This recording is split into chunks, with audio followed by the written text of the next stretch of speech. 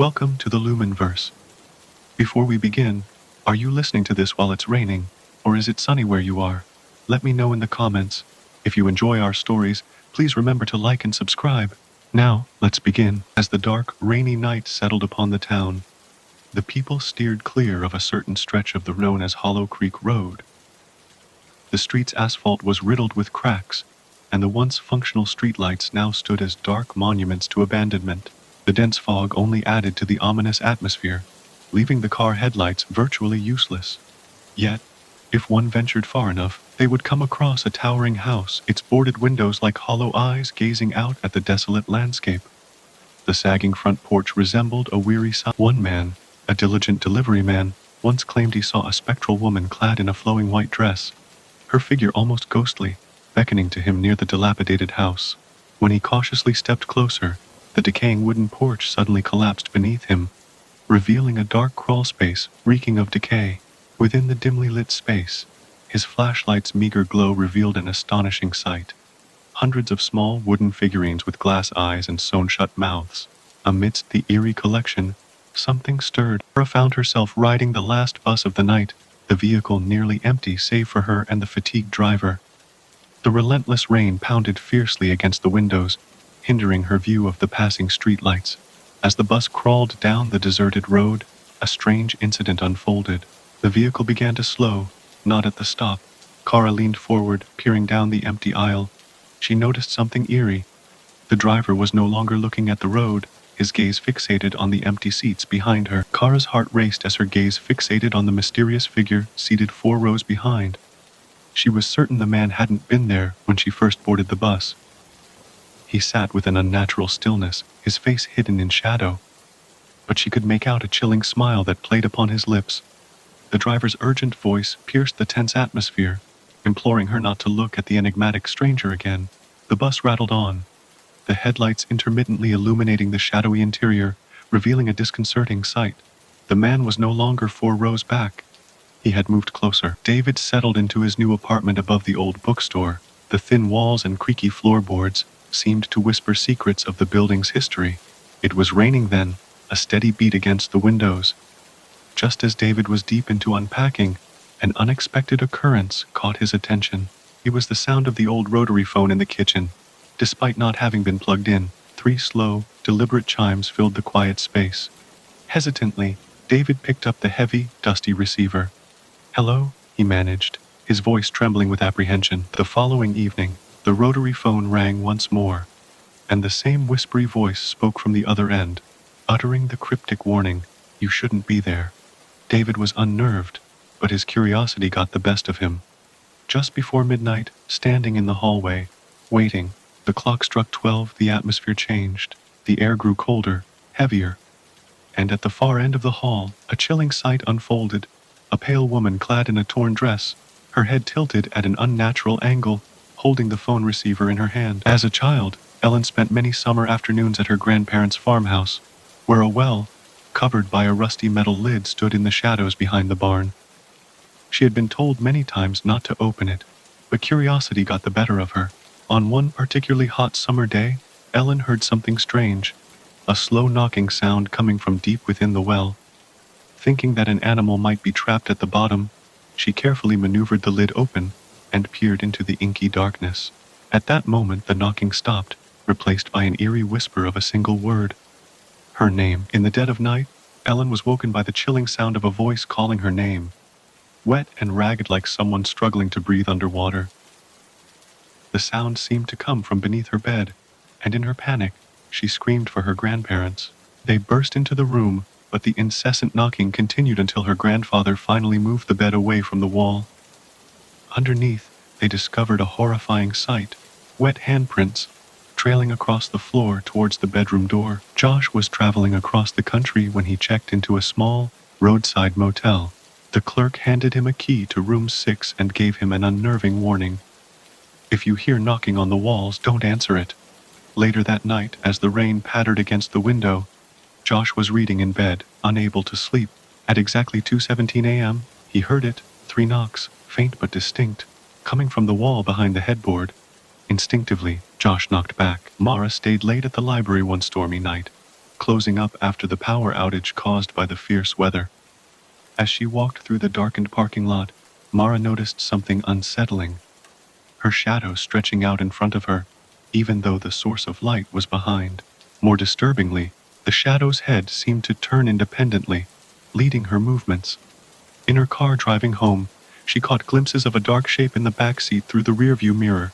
Back home, Mara rushed inside, barricading the doors and windows. Then, in the reflection of the television screen, she saw a terrifying. As autumn began to make way for winter, Eric's uncle requested his assistance in closing up their isolated cabin deep within the wilderness. Without electricity or any cell reception, the cabin was completely isolated from the outside world. Later that night, the cabin was filled with the soothing sound of rain on the roof and the comforting crackle of the fire. Eric decided to step outside for some fresh air, but what he witnessed was far from comforting. Small glowing lights floated between the trees, their unnatural, steady pulses creating an eerie sight. As the glowing lights continued to float closer, Eric began to make out faint outlines surrounding each one. To his horror, he realized that the lights were actually vaguely shaped like figures, tall, thin silhouettes that moved without making a sound. One by one, the lights flickered out, leaving just one remaining, now hovering very close to him. Eric could swear that he heard whispers coming from the hovering anomaly, a faint, unintelligible sound that sent chills down his spine. Clara had been living in her apartment for 5 years, and she had grown accustomed to the subtle abnormalities of her bathroom mirror. The slight warping of the glass would cause her reflection to appear somewhat altered, with her eyes taking on a darker hue and her smile appearing unnaturally wide. One morning, as she stood in front of the mirror brushing her teeth, something unusual caught her attention. Her reflection seemed to be moving ever so slightly out of sync with her actions. At first, the delay was barely perceptible, but as Clara put the toothbrush aside, the discrepancy became more evident. Clara stood frozen in horror as she witnessed her reflection in the bathroom mirror staring back at her, its grin growing wider and more unnerving. Suddenly, her reflection lifted a hand and tapped on the glass surface from within the mirror. Terrified, Clara swiftly retreated from the bathroom, her heart pounding uncontrollably. However, during the following night, an eerie sound reached her ears once more. A faint but unmistakable tapping, now coming from the bedroom mirror. As the night unfolded, a summer storm unfolded over a secluded lake where Adam was enjoying a night of fishing. The initial rain was gentle, casting a mesmerizing dance of ripples upon the water's surface, illuminated by the soft glow of the moon. Just as he was about to reel in his line, a chilling sound pierced the tranquility of the scene, a voice calling out his name. At first he assumed someone must have fallen into the lake, urgently seeking help. But curiously, the voice was eerily calm, devoid of any hint of distress. The chilling voice continued, its words echoing in his mind. "Adam, jump in. I'll show you something." The command carried an inexplicable weight, ensnaring not just his attention but his entire being, causing his body to feel suddenly heavier. With a strange sense of compliance, he let go of the fishing rod and leaned over the edge of the boat. Below the surface, he caught a glimpse of a pallid face, eyes wide open and mouth moving as if speaking, but in the next lightning flash, it vanished, leaving only ripples in the water that formed the shape of a hand reaching up towards him. Leah was given a stern warning when she moved into her new home. The attic was off limits, deemed unsafe. The previous owner had gone as far as literally nailing the door shut. Despite her growing curiosity, Leah managed to resist the temptation to explore the forbidden area. One particularly stormy night, however, a faint noise from the attic ceiling caught her attention. Slow, rhythmic footfalls, as if something was moving about up there. Initially, Leah attempted to dismiss it as the wind, but soon she realized that the sound wasn't random or natural. It sounded like breathing. The rhythmic breathing, deep and measured, continued its unnerving symphony throughout the day. The next night, as the storm raged outside, Leah decided to investigate further. With a few determined pryings, she managed to loosen the securing nails and cautiously opened the attic doorway. To her surprise, the attic revealed nothing more than dusty surfaces and old wooden boards. But that night, the breathing returned, this time more proximate and more tangible. In the dead of night, at exactly 3 a.m., she jolted awake, realizing that the breathing now emanated from the corner of her very own room. It was late at night when Jacob returned to his hotel room after a long day. The hallway was dimly lit, the pattern on the carpet softening the sound of his footsteps as he made his way to his room. As he neared his door, he paused slightly, alerted by the sound of footsteps coming from behind him. They were slow, measured, and oddly heavy, like the person walking was hobbled by a bad leg. Jacob turned, anticipating to see someone there, but the hallway was completely empty. On a sweltering summer night, Ava decided to take a longer route home, braving the heavy rain. As she crossed a flooded curb, something caught her attention, a porcelain doll trapped in the storm drain. Its paint was cracked and its glass eyes were clouded with age, but to her alarm, the doll's lips moved. As she turned it over in her hands, she noticed the faintest flicker of movement. In the moment she dropped the doll, a faint whisper slipped out of its mouth, barely audible over the sound of the trickling water. From an early age, Oliver felt a strange unease at his grandparents' dwelling. It wasn't due to its age, but rather a more unsettling factor. The house seemed to breathe. In the hushed hours when the rain pattered softly on the windows, Oliver could swear he heard a deep, slow inhale, followed by a long, drawn-out exhale. The air itself would shift, as if the walls were alive and moving gently. Years passed, and when his grandparents passed away, Oliver found himself standing alone in the familiar hallway, the rain once again falling outside. He closed his eyes and waited. One cold, damp evening, Naomi found herself waiting for the final bus of the night.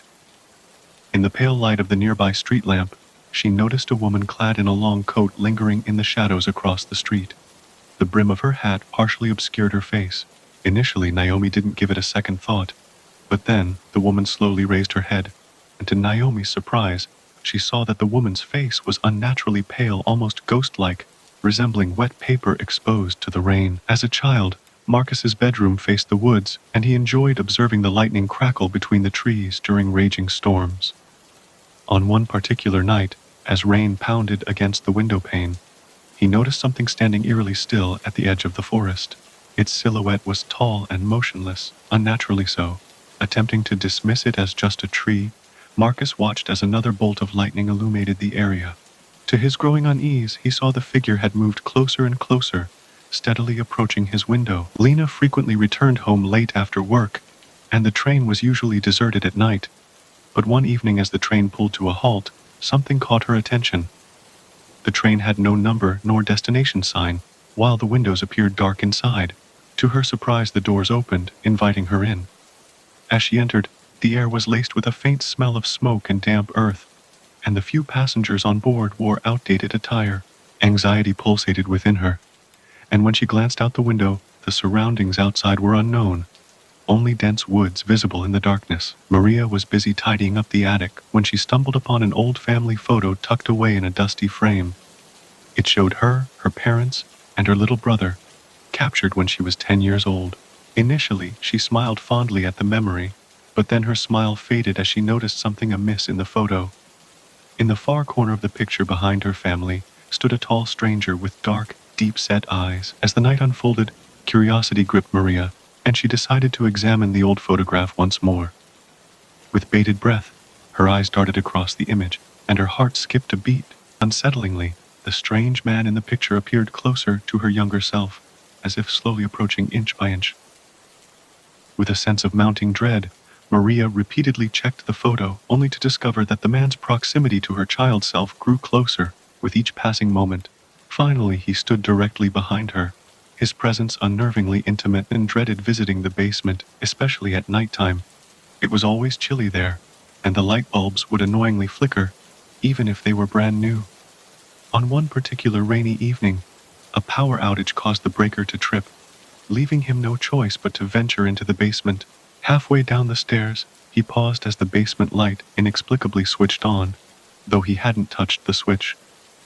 An unsettling feeling prickled at the back of his neck. As Ethan stood at the bottom of the stairs, an eerie sound reached his ears. Steady, measured breathing.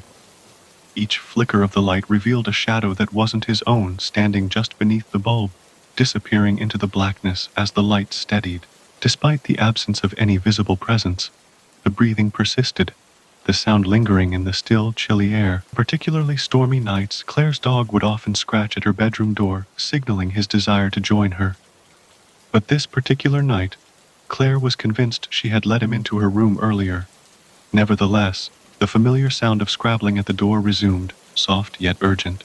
When she approached the door, she noticed a shadow moving beneath the gap, resembling a hand. Claire called out her dog's name, hoping to hear his usual whine in response.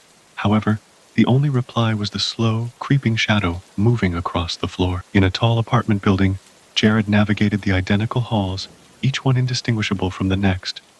White walls, buzzing fluorescent lighting.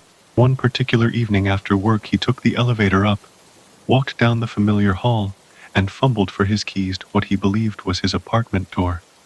He unlocked it, stepped inside, and immediately realized something was amiss. The furniture was wrong, and the air carried a distinct, damp, musty scent. As he stood frozen, disoriented, the figure in the middle of the room slowly twisted its head, as if it had been waiting. Holly stumbled upon a vintage mirror at an estate sale, captivated by its ornate carvings and the peculiar way the glass captured light. That very first night, as the new mirror rested in her bedroom, something unusual caught her eye in the reflection. The room appeared normal, but a figure stood in the corner, casting an unsettling presence. Holly twisted her head to investigate, but there was nothing there. When she looked back into the glass, the figure was closer than before, with its neck unnaturally tilted in a way no human neck should bend. Caleb was in the midst of brushing his teeth when a faint sound caught his attention, a whisper, emerging from the bathroom sink's drain. He leaned closer, straining his ears to decipher the sounds. Initially, it resembled a subtle hiss of air. However, as Caleb focused, the words "help me" became discernible, spoken with growing desperation. Concerned and curious, Caleb knelt down, bringing his ear closer to the drain. He asked who was calling, and the whisper transformed into something chilling. A wet, unceasing chuckle that stretched on far longer than humanly possible. Mia had arrived late at night at a hotel, settling into her quaint but tidy room. As she prepared to sleep, she froze, startled by the faint rustling of sheets from the other side of the bed. The sound occurred again, this time more distinct. The slow, deliberate shift of someone rolling over, as if a presence shared the space with her. Mia flicked the light on, her heart pounding, only to find the sheets undisturbed. Not a wrinkle in sight. However, the pillow beside her had a deep depression, suggesting someone's head had occupied that spot moments ago. Every evening, Theo walked down a familiar path illuminated by the same old street light. He noticed that it would flicker occasionally, but the pattern remained consistent, a swift blink before resuming its steady glow. However, on one particular night, something unusual unfolded. The flickering of the streetlight grew more erratic, 2 quick blinks, then 3 times in succession. But when the light eventually flickered out, the shadow it cast still lingered on the ground. The unsettling part was that this shadow was moving. Holly's cozy bedroom featured a modest size with only one window and a lone door. Having lived there for a substantial period, she had grown familiar with every minute detail and imperfection, each scratch on the wood, every chip in the paint. However, one night, Emily was abruptly roused from her slumber, feeling a sense of unease and disorientation. She switched on the lamp, but the once familiar room felt different. The air was denser, and shadows danced in unexpected places. The most startling detail, though, was her desk, which now stood at an abnormal angle, facing the wrong wall. Emily's bedroom felt strangely altered, as if the layout had shifted. Her dresser had encroached closer to the bed, and the door's position had inexplicably moved to the opposite side of the room. Trying to rationalize the situation, Emily closed her eyes, hoping it was all just a dream. However, the following morning, the room appeared perfectly normal, except for the dim tracing left on the floor from where the furniture had been dragged. Leaving an uneasy reminder of the uncanny nighttime experience, Owen was meticulous about keeping order, and thus maintained the habit of leaving his closet door closed at night. However, a peculiar disturbance had been interrupting his sleep recently. It wasn't the typical sounds of scratching or creaking that commonly plagued the imagination. Instead, it was the unsettling noise of breathing, slow and measured, as if an entity stood just inside the closet, silently inhaling in the darkness. Unable to endure the eerie sounds any longer, Owen mustered the courage to fling open the closet door. To his disbelief, the space was completely empty. Lana had driven across the wooden bridge over the river on numerous occasions, the familiar route taking only a brief 30 seconds to complete. Nevertheless, on this particular foggy evening, she found herself in a disturbingly different predicament. After seemingly driving for over a minute, Lana failed to reach the end of the bridge. The far side refused to materialize, leaving her stranded in the midst of the vast, unending structure, enveloped by the ever-thickening fog. The fog intensified, reducing Lana's visibility to nearly zero. As her vehicle traversed the ancient wooden bridge, the sounds of the planks beneath the tires echoed eerily through the atmosphere, where there was no soothing sound of water cascading below. Instead, an ominous, almost rhythmic hum pervaded the air, as if they were not traversing a natural landmark, but a colossal, otherworldly structure. To her horror, Lana noticed a peculiar detail. Despite her initial assumptions, she had been driving backward this entire time. Nora cherished an antiquated photograph of her grandmother from her youth, captured in a joyful moment as a young teenager on the porch of the family home, engrossed in a book. On an unassuming afternoon, amidst a gentle rain shower, Nora couldn't help but notice a perplexing detail within the image. The photograph appeared subtly altered. Something had shifted, causing an inexplicable feeling of unease to creep over her. Nora's concern grew as she observed the ominous transformation within the cherished photograph. Her grandmother's once smiling visage had vanished, replaced by a fixed gaze, a disturbing stillness that chilled her. As days passed, the unsettling alterations persisted. The figure in the photograph seemed to move closer each passing day, the once quaint porch becoming devoid of life. On the third day, any remnants of tranquility vanished as the porch stood vacant, leaving behind a haunting emptiness. One fateful night, as Eli was about to retire for the evening, he was jolted by the distinct sound of someone rapping on his front door. The rhythm was precise yet calculated. 3 deliberate taps, followed by a brief pause, and then 3 more taps. As Eli approached the entrance and cautiously pulled the door open, his eyes were met with an empty and dark front porch. A sigh of relief escaped his lips as he prepared to close the door. However, much to his horror, the knocking sound reverberated again, this time emanating from the now closed door itself. As Hannah drove through the isolated country lane, a peculiar sight caught her attention. A small house sitting alone amidst a sea of swaying wheat stalks. It was a sight that should have been impossible. There was no driveway or path leading to the house, and she had traveled this route numerous times before. Yet this mysterious dwelling had never graced the landscape. Her curiosity piqued. Hannah slowed her car, her eyes locked on the front door. It creaked open eerily, as if beckoning her in. Hannah's heart hammered in her chest as she witnessed a disconcerting scene unfold before her eyes. A tall, slender figure emerged from the front door, cloaked in shadow, concealing its face from view. The figure extended its arm, and in response every stalk of wheat in the field bent towards it, forming a bowing motion. Terrified, Hannah pressed her foot to the gas pedal, accelerating away from the peculiar sight. As she glanced back in her rearview mirror, the vast field appeared as it should, vacant and undisturbed. Matt was used to falling asleep with the television on as background noise, finding solace in the familiar hum. However, one particular night, he was abruptly roused from his slumber by an unsettling discovery. The television channel had gone to static. As the eerie white noise filled the room, he detected a soft whisper intermingling with the hissing sounds. The voice, barely audible, was calling his name. In a state of panic, Matt quickly muted the television, fully expecting the whispering to cease. To his dismay, the faint sound persisted, still coming from right beside his bed. Kara, weary after a long shift, decided to walk home down her usual route. The familiar street should have brought a sense of comfort, but something felt off that night. She strode past her neighbor's red mailbox once, twice, thrice, yet the same 5 houses lined the road, a peculiar loop playing on repeat. In an attempt to break free, Kara sprinted in desperation, only to stumble and fall. As she looked up, she found herself in her own driveway, the sky now painted with the first hues of sunrise. In a quaint antique store, Olivia's eyes were drawn to a stunning hand mirror, its silver frame tarnished with age yet holding a certain charm. The warped glass gave her reflection a captivating appeal. On the night she took the mirror home, an unsettling encounter unfolded. As she peered into the mirror, she noticed something amiss. Her reflection was smirking, an expression she herself was not making. Troubled, she returned to the mirror later, and was met with another disconcerting sight. The reflection's gaze had shifted, now focused intently on something behind her. As Aaron observed the flickering lantern bobbing gently between the reeds, curiosity stirred within him. Assuming someone might be lost or in need of assistance, he called out, his voice cutting through the calm of the night. To his surprise, the lantern ceased swinging and appeared to turn in his direction, as if it was aware of his presence. Perplexed, Aaron watched as the flickering light began to glide closer, its motion impossibly smooth without any bobbing or sign of footsteps.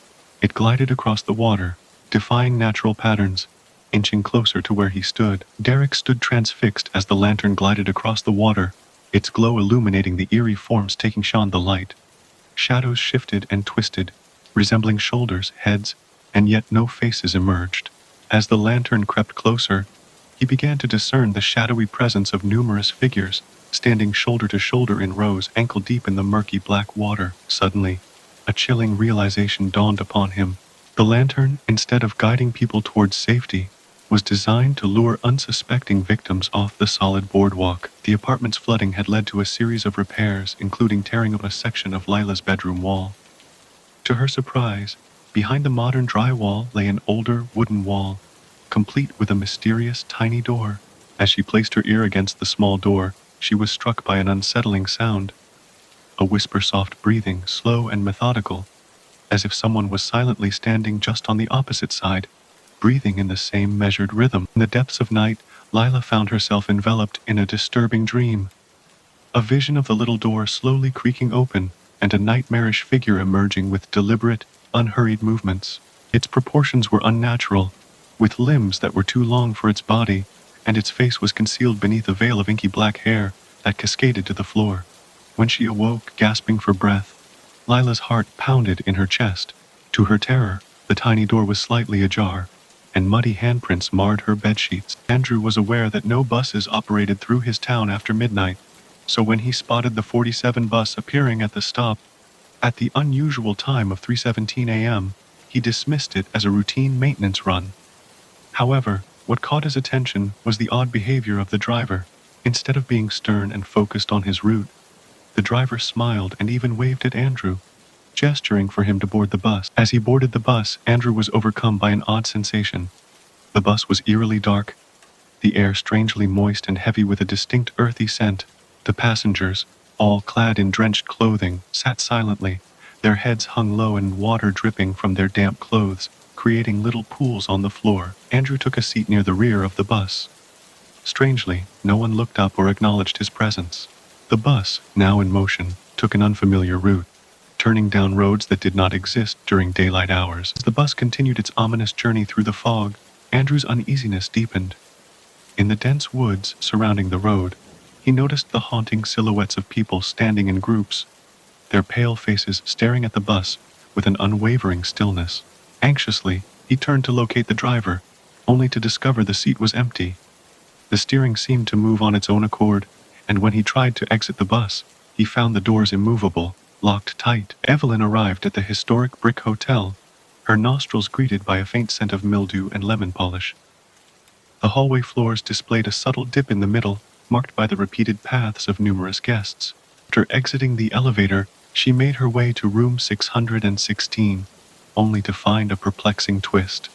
The numberings on the brass door plates seemed to abruptly skip from 612 to 614, with a mysterious blank stretch of wallpaper occupying the space where room 616 should have been. Confused and somewhat perturbed, Evelyn ran her hand along the wallpaper and felt an unexpected object, a hidden doorknob embedded discreetly within.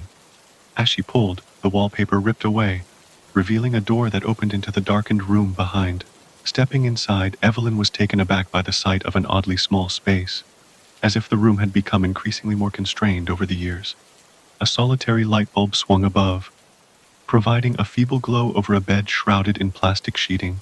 The wallpaper here bore the same pattern as that in the hallway, yet the once vibrant colors had transformed into limp, lifeless foliage. As Evelyn's heart pounded in her chest, the phone resting on the faded nightstand began to shrill, its sound growing more and more persistent with each passing moment.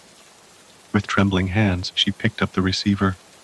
A chilling voice whispered through the line, sending a shiver down her spine. "You're not supposed to be here," the voice murmured.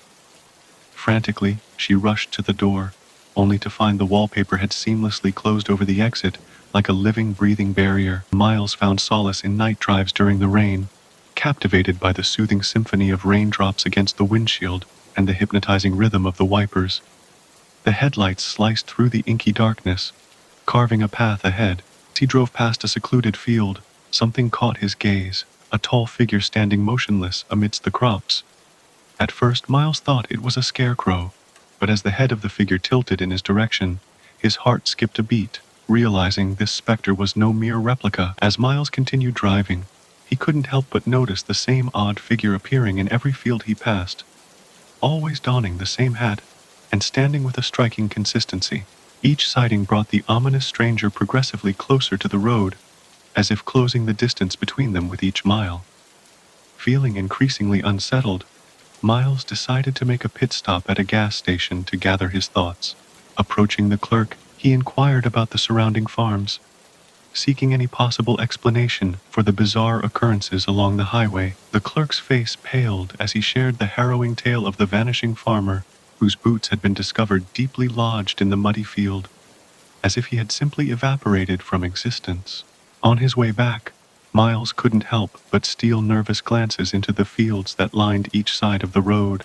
They seemed eerily devoid of life until he drew closer to town, where he spotted the haunting silhouette at the edge of the road.